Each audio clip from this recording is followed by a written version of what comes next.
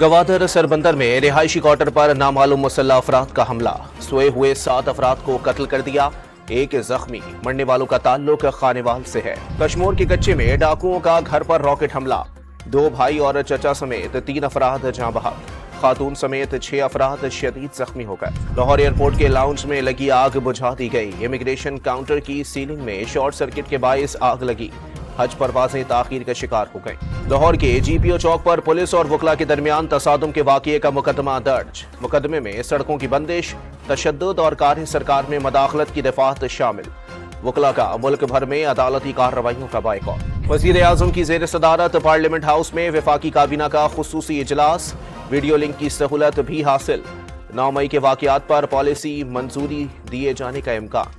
9 مئی کو مشتعل ہجوم نے ملک بھر میں کوہرام مچایا، سرکاری املاک، فوجی تنصیبات کو نقصان پہنچایا، ملک کا تاثر برباد کر دیا۔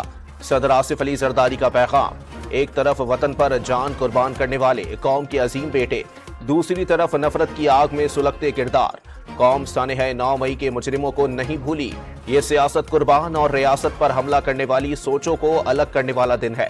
وزیر اعظم شہباز شریف کا پیغام، تحریک انصاف کا سانحہ 9 مئی کو 1 سال مکمل ہونے پر آج ملک گیر احتجاج کا پلان، تمام ارکان اسمبلی اور ٹکٹ ہولڈرز کو ریلیاں نکالنے کی ہدایت کر دی۔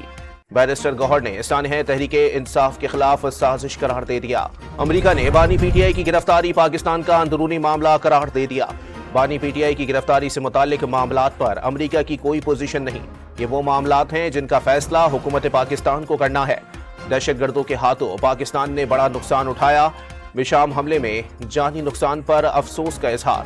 ترجمان امریکی محکمہ خارجہ میتھیو ملر کی پریس کانفرنس۔ سرکاری حج اسکیم کے تحت عازمین حج کی پہلی پرواز کراچی سے مدینہ کے لیے روانہ، پہلی حج پرواز سے 150 عازمین حج مدینہ منورہ روانہ ہوئے۔ اور ویزے میں تاخیر پر پی سی بی نے محمد عامر کو آئرلینڈ نہ بھیجنے پر غور شروع کر دیا۔